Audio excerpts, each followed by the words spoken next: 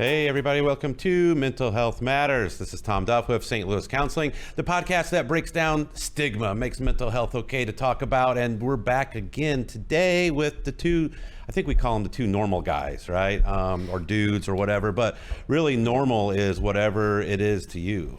Because I think sometimes we think, well, you got to conform to certain standards, right? But as you know, of these two, they're just normal, who you are. You guys aren't any by means societal examples of what perfection is. So it's just normal for whatever it is. How are you guys doing? Good. Thank you, Tom. So I'm glad you said that when we get 14 million views about how imperfect we are. That's what we're going for. That's your two mugs is going to put us over 1 million views. Right. Yeah. It'll be season 7 of Mental Health Matters. But yeah, glad to bring you guys back because we're now in another stage of the new normal, right? In that sense. But, we kind of were talking ahead of time and thinking about, we all have daily stressors, right? Because if I'm not mistaken, we're hearing the term mental health talked about in the media, in the news, in mainstream world all the time now. And that's because of COVID. All of this is talked about. I think every nightly news episode, the national news has some type of expert. And let me also say, you can be an expert without having to be a doctor. I'm trying to get my way in to like the NBC nightly news of Leicester. But anyway, it's all over the place, mental health. And so when we talk about that, and we always promote the concept of we all have mental health. Some people have a mental illness, but we're all experiencing mental health. So daily stressors affect our mental health, right? So maybe each of you talk about, like, through the course of a day, you have your work stressors, but what's those other like stressors that exist? Go ahead, man. Well, I was going to say that for me, like, this is such a small one, but just to kind of start the conversation, I do a lot of running, so marathon running, and whenever you're training, you always have to get that run in. So the minute you wake up in the morning, the first thing I start stressing about is what time can I get an hour and a half to go run today? And then you throw in like all the stuff, like the normal stuff, the work stressors, I'm a single guy. It's just me and my dog, but I got to get him exercise. It's hard to believe. It's hard to believe. Yeah. We get a phone number at the bottom of the. They can contact me. It's called 1-800-DORK. Right to John's cell phone. But just the taking care of him, getting to my office. I own a business, so the email starts piling up the first thing in the morning. So it's just like those are the things, like, just very surface level, that the minute I wake up, my brain starts kind of trying to understand, I guess. So I'll give you one semi-serious one that's it's not serious at all, and then maybe one that's a little bit more serious, right? So the one that's not serious at all is on a week-to-week basis, especially during when the weather is nice. I cannot tell you the amount of time that I spend on when I'm gonna cut the damn grass. Yeah. I cannot even explain. You have to look at the weather. You've got to all of it, right? Like, my son's got karate on this day, and we got to go this day, and it's like, when am I going to cut the grass? Oh, it's going to rain that day. The amount of time that's spent, literally, for something where it's the grass gets a little too tall, you just cut it. Yeah, it's not that big of a deal. Yeah, but the amount of time, and my wife is even like, okay, Daddy needs his cut the grass time. It's like, you don't even know how to address this. Do you yell at people for walking on your lawn yet? Have you reached that point? No, I don't do that.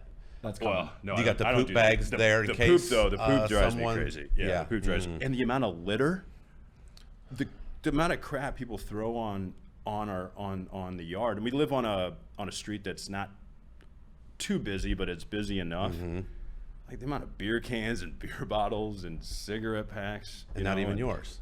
Yeah. No. That's the sad part. But then you throw in those ones were not, I don't think, ours. Yeah. Okay. But then you throw in the grocery store trip during the week. Then all of it. Then you have the groceries and you have fresh stuff. I try to buy as much fresh as I can, but then there's the stress of I need to eat this before it goes bad. Or which is such a dumb. And I mean, again, I realize I'm very lucky to be saying I'm stressed about the food I have. Because there are plenty of people, but those are just the things that are normal daily things that are part of our mental health. Yeah. And that's the thing. This is all mental health. All mental health. Yeah. God forbid you're a sports fan, because you throw that in, watching the Blues and everything else. Like, I don't know. I don't know why we continue to trust in athletes. They just let us down most of the time. You're talking to a Cubs fan, so it's like I have a cushion of just comfort where I'm just okay. I'm okay with it. I think you need to pick a different team. You can't. That'd be wrong.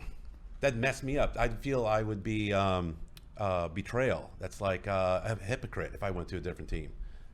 Don't you think they should start winning at some point? Hey, 2016, they won, and 1985 the Bears won. So I'm good. You got 'em. I'm good. There's a lot of political Blackhawks. jokes I think I could make about 2016 and different things that happened. But let's get back into. You had two examples. You had the grass mowing, and then what else did you have? So here's the one that's a little bit more serious, right? And I think this is personal for everybody, right? So everybody's got their thing or their things that they worry about.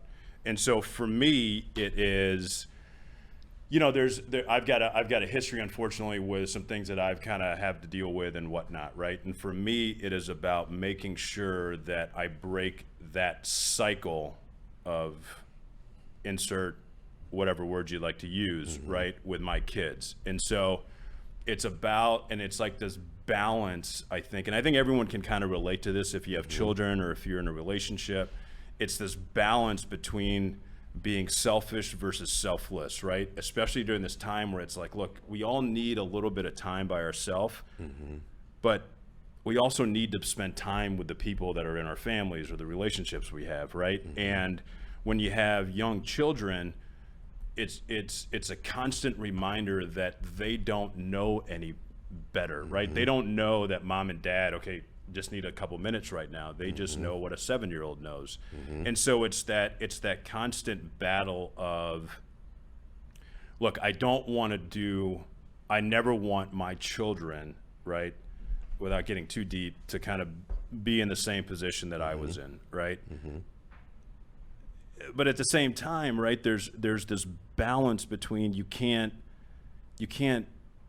overly protect them. You can't spend, you know what I mean? They got to spend time being bored. They got to spend time with each other. They got to just go outside and play, right? And it's that kind of internal battle for me, if you will, right? And I think that's what most parents probably deal with, right? It's I special remember to that. When I was a little kid, my mom would come home after teaching all day, and like the minute she'd walk in the door, I'd be like, "Hey, I saved up $1.50. Can I go buy a pack of cards? Can I?" But I didn't have a ride. And she'd be like, "Can I just have 10 minutes to just sit down?"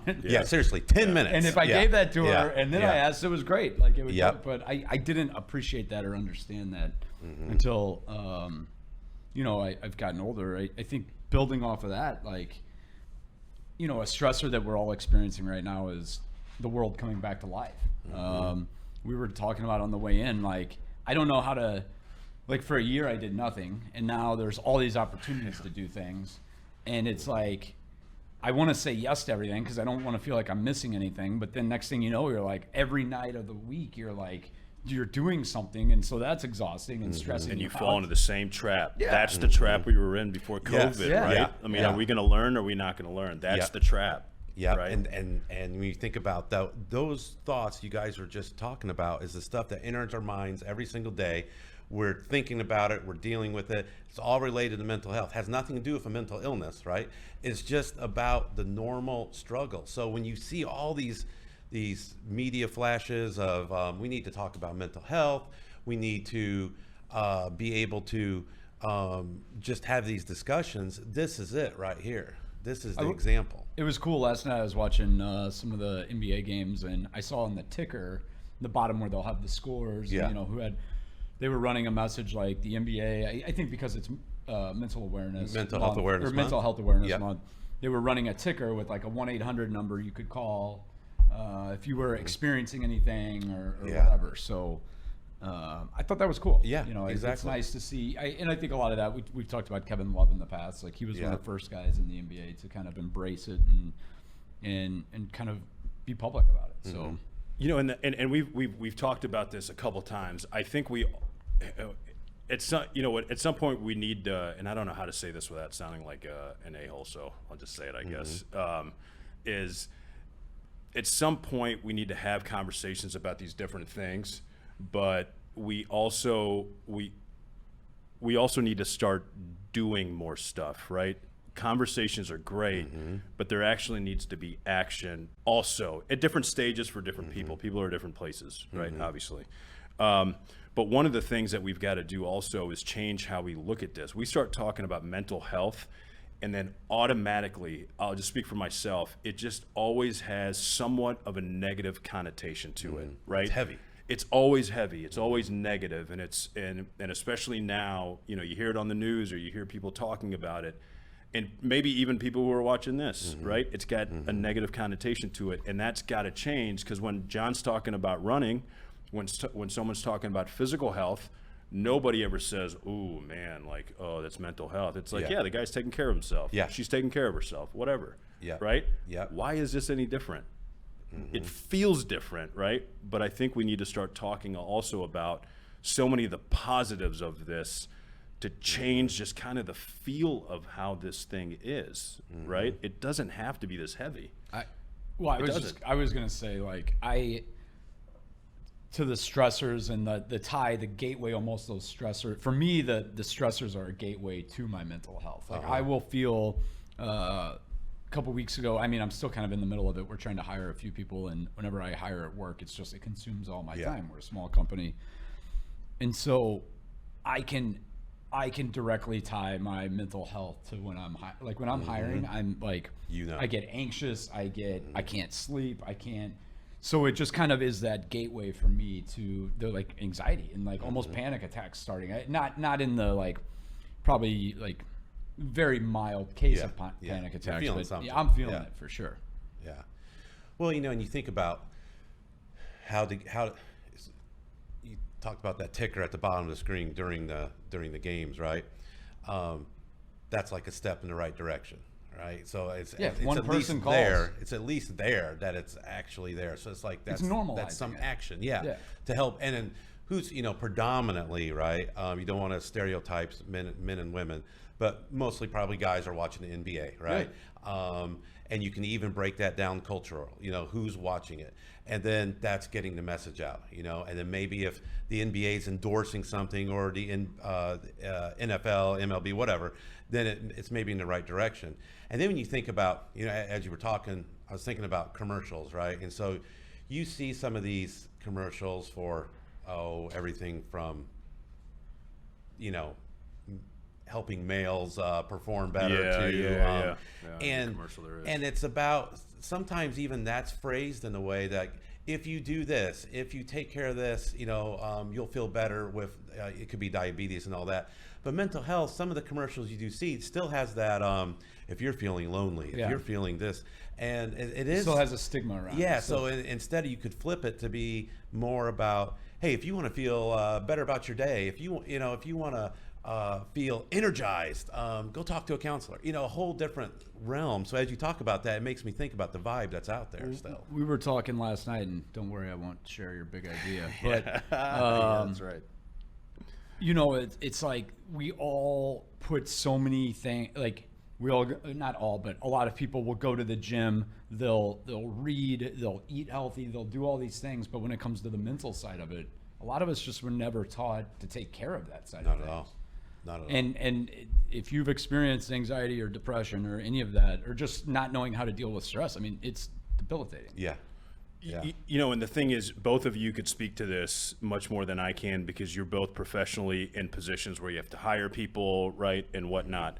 But when you start considering, I would suspect, the best employees, right? They're not the ones who are the best advertisers or marketers, right? Or maybe who went to the best schools, right? It's the people who are resilient, right? The people who have grit. It's the people who, you know, that they may not know this, but they're going to figure it out or ask questions, right?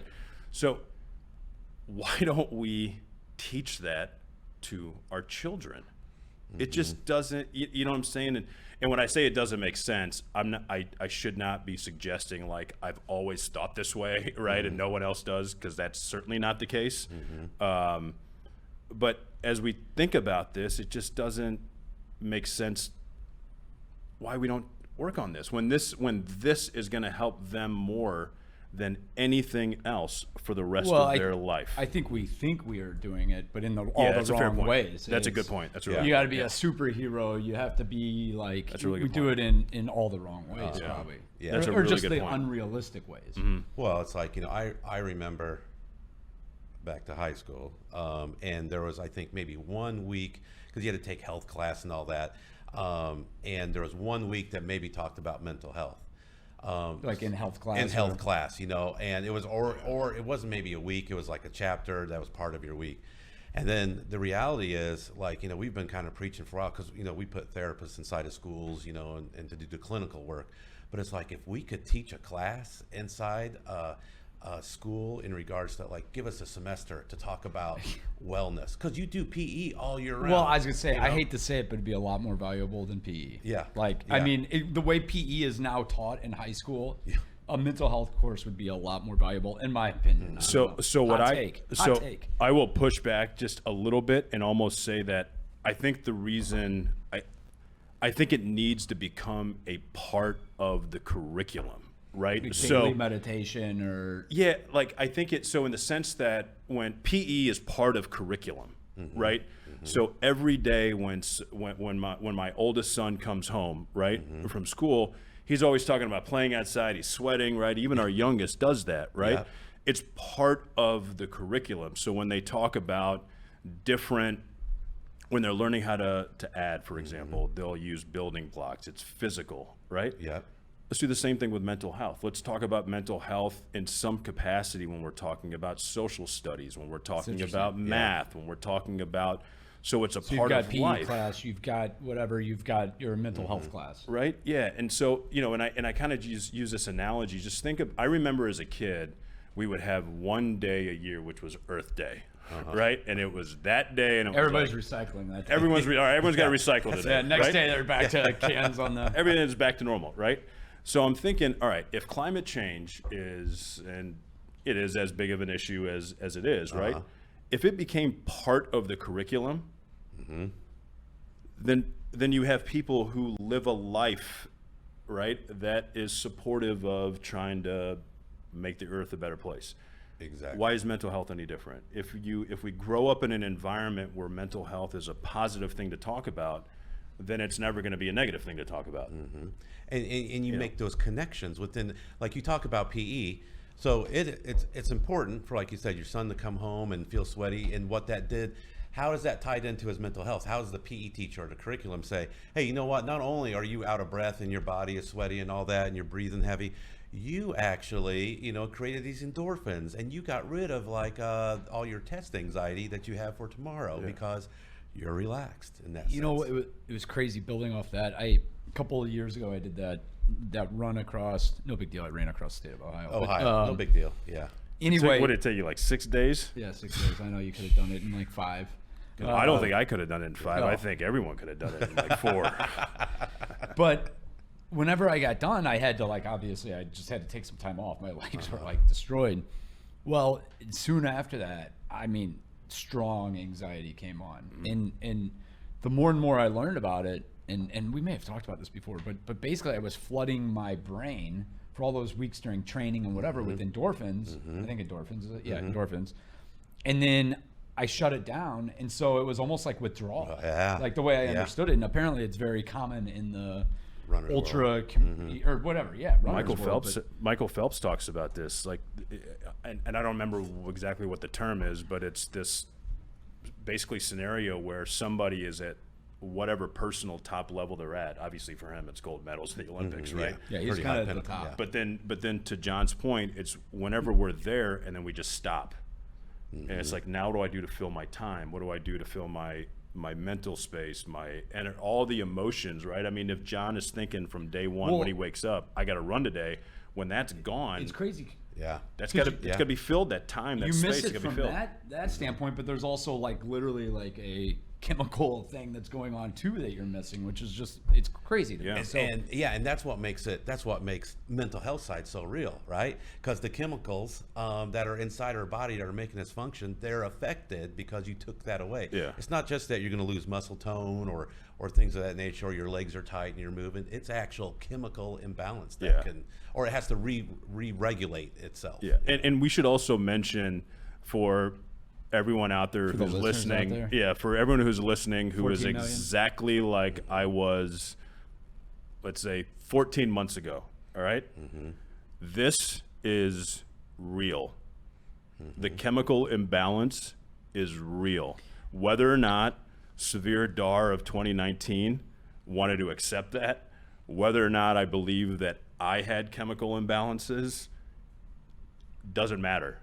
It is real, just like gravity is real, just like the planet is round, even though there are people out there who think it's flat. It doesn't matter, right? Facts are facts. So I think that mental side of it, we've talked in the past on this show. I got diagnosed with MS, so I have this health thing that, like, another daily stressor, like waking up every day and wondering, like, why does my toe feel weird today? Is it because I ran yesterday, or is my MS getting worse? Like, I don't know. But, you know, I do some, like, mentoring with people who are recently diagnosed, and they're two young guys. John does a lot of that. He's being modest. He does well, a no, lot I mean, of it's that. something where I've found some purpose in all of it. But two guys, probably diagnosed similar age I was, like early 30s, and one of them especially is really struggling with it right now. But, you know, I've told him, I'm like, the MS, like, it sucks, no doubt. Sorry, can I say that word? Yeah, sucks is okay. Sucks is okay. That's not on the list on the wall of it.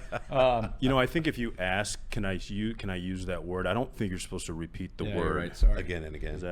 But anyway, he's you know, I've told him, I'm like, if you can get the mental side of this figured out, you can, like, handle any of the physical stuff. But the mental side of it, that fear, that stressor of constantly having that thing that's just like, why does this feel this way? Or why is that, like, health is just, I mean, whether it's MS, whether it's the mental health, obviously, that, you know, but, like, other health things, like, It's debilitating. yeah, I mean, we live in a world where it seems like everyone, like, it seems like once a month you're finding out about somebody you know that has cancer or, like, whatever, and it's just, and then you throw in COVID, and health can be a massive stressor, for me at least.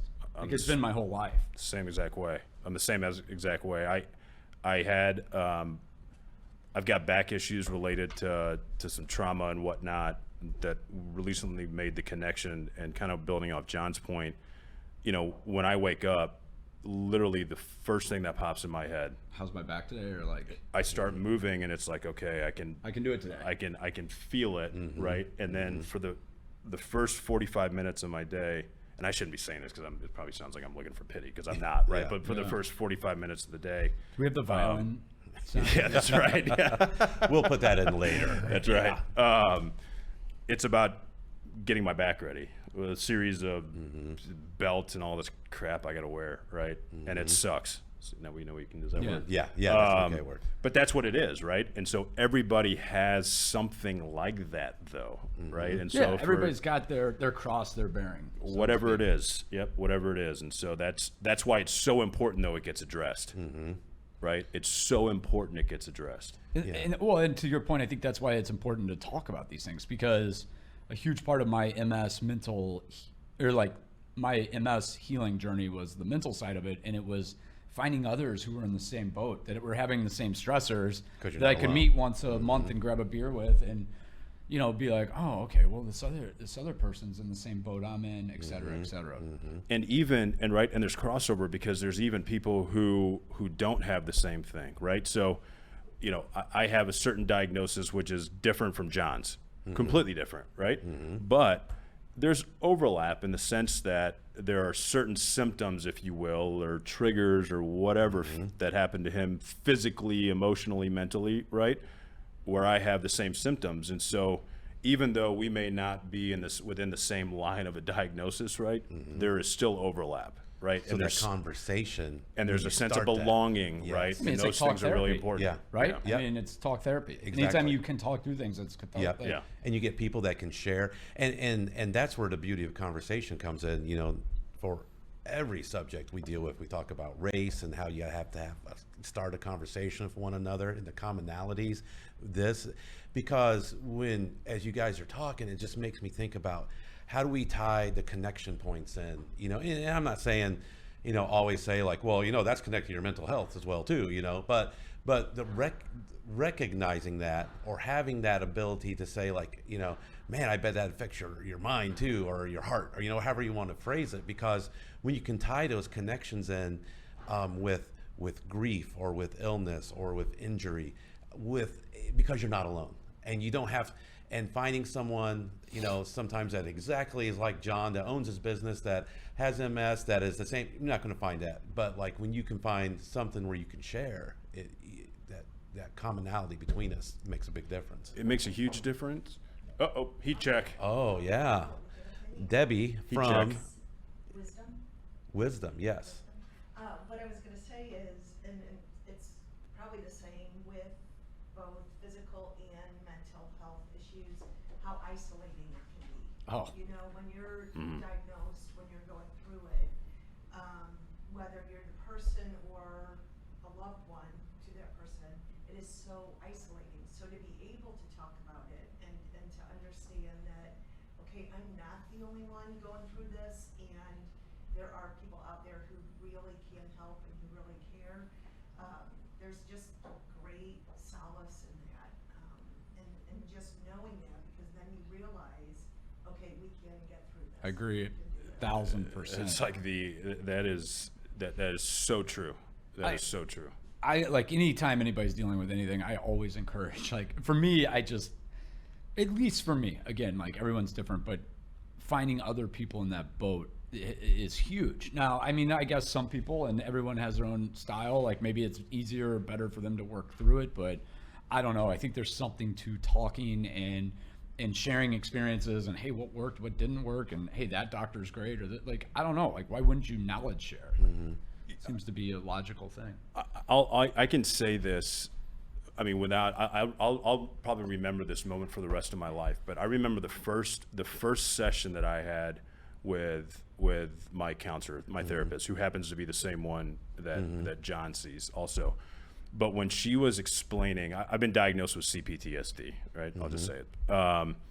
And so when she was explaining kind of what CPTSD looks like, to me, I remember my body just went completely numb while she was saying this. And when we got done, I was just like, I cannot believe that there is somebody else out there that understands what this is like, and then all I had to do Was it a relief? Like, it was a huge, yeah. I mean, I think that's why my body went numb. And I think I shouldn't say for the first time, but one of the few times it was actually a rush of endorphins instead of cortisol, right? Yeah. And all I had to do was just Google CPTSD when I knew what it was, and it was just list after list after list about people who have had it, people who not who have had it, who have it, right?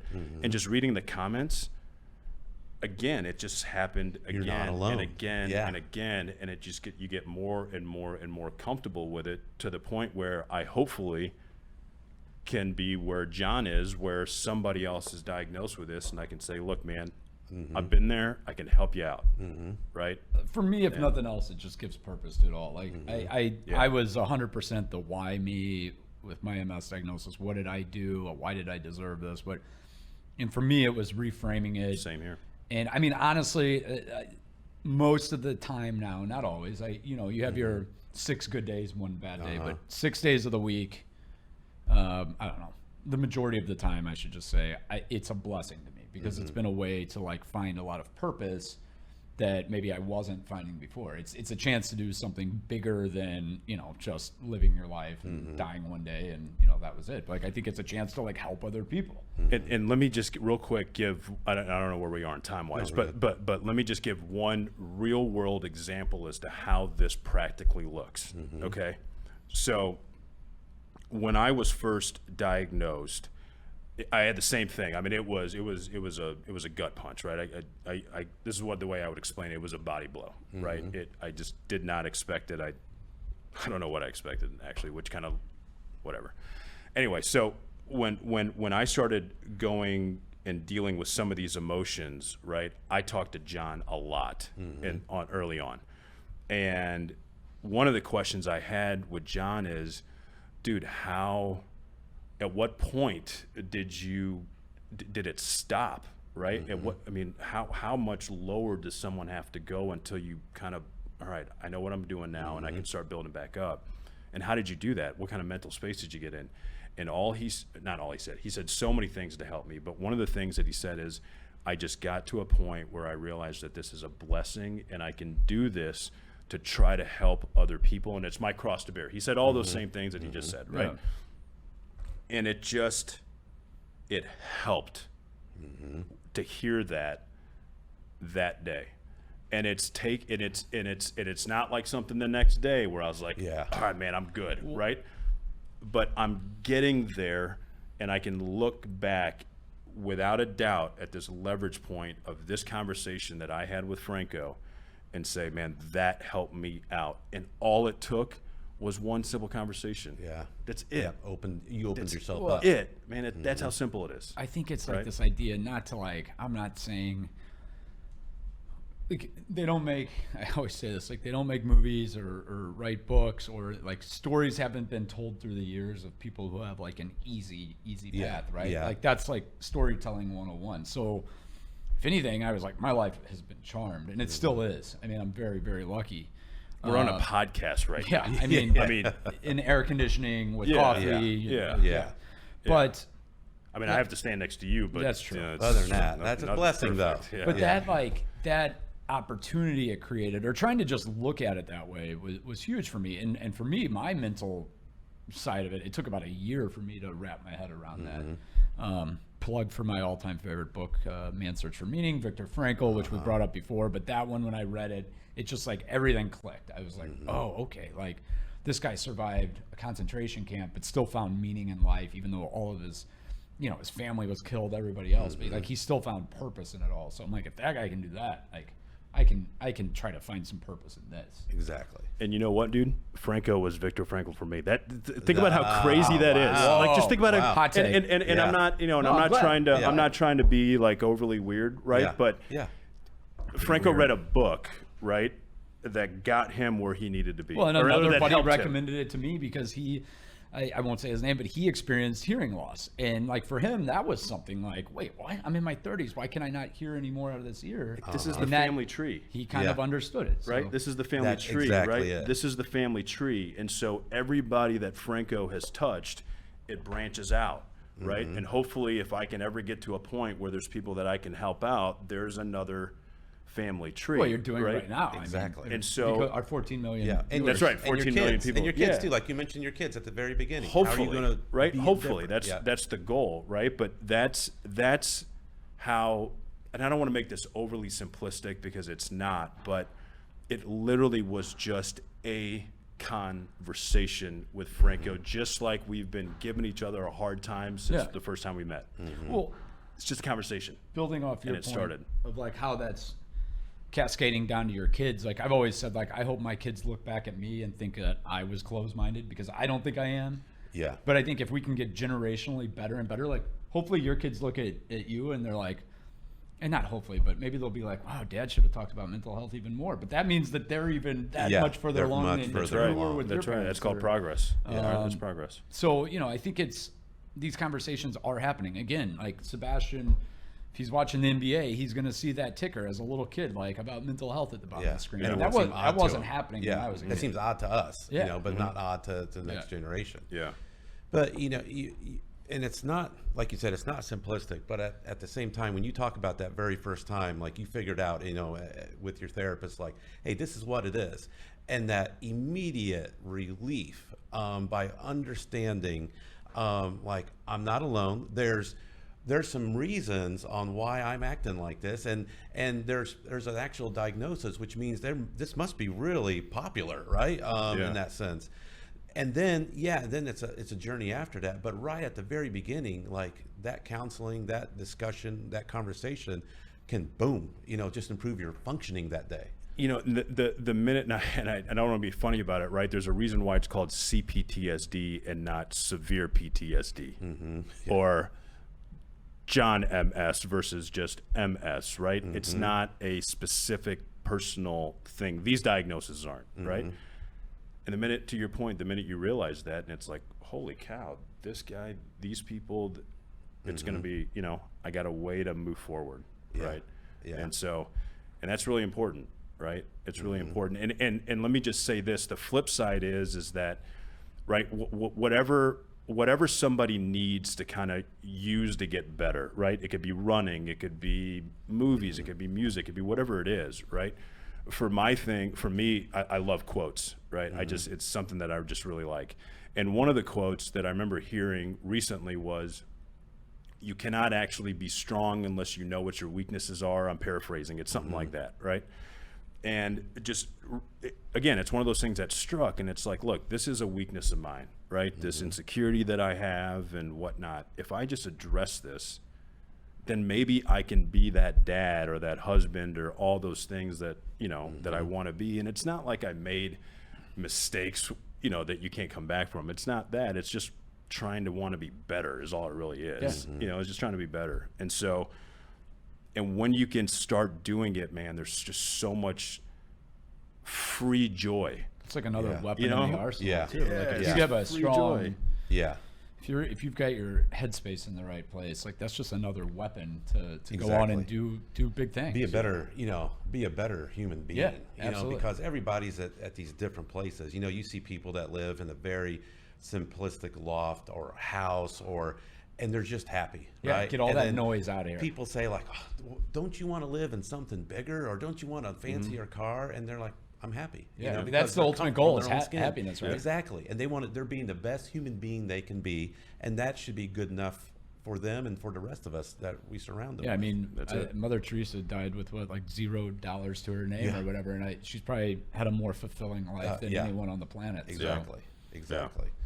So, man, this was some amazing I conversation. feel like we got off again. slow start, or at least Yeah. I did, but I feel like we got going. Yeah, there we got towards going the pretty end. good there. So towards maybe the just end. I guess if they're watching this, I was going to tell them to fast forward. To, They're already to at this hold part, on. so. And then it's already too late. Yeah. But then they can tell their friends, like, hey, they Yeah. started out a little slow, you know, but it They gets could- better as yeah, we go. timestamp. They really snowball. Yeah. They really snowball. Yeah. Yeah. Well, and see, that's, I'm closing up here, right? But that's the beauty of conversation, right? Yeah. Even if you don't really know someone that well, you just start talking. You get to know a little bit more. If you're in St. Louis, you ask about what stinking high school you went to. But other than that, it just turns into this, and turns into this energy. And then by the time you're done, it's like, I feel good. Yeah. You know, I feel good. So Connections, man. It's just personal relationships. Yeah, Connections. exactly. So once again, amazing podcast with the guys here, and man, this will be coming out here, in a few weeks. But after that, it's going to be even more of a summer series, right? Yeah. So you guys Board might be shorts. in tank tops. Yeah, board shorts. Bush. The stuff on my nose. Oh man. Okay, you guys are gonna dress like that the next one. Yeah. Do you still wear the baseball, the eye block, to work? Yeah, Yeah. I You wear run to with work? it on. Okay. Yeah. Just so you don't get blinded. Yeah. By all the You still run with your baseball glove? Yeah.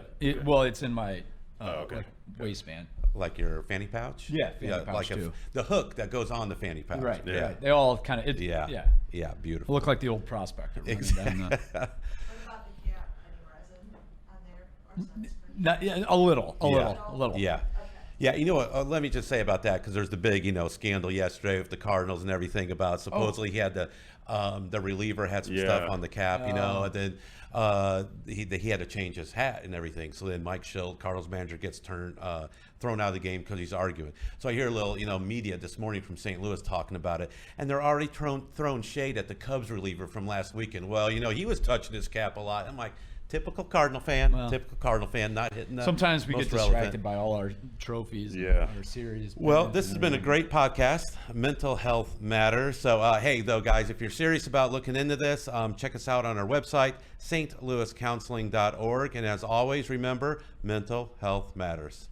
Thanks, guys. We'll see you soon. Cardinals have 9 trophies. The Cubs have 1.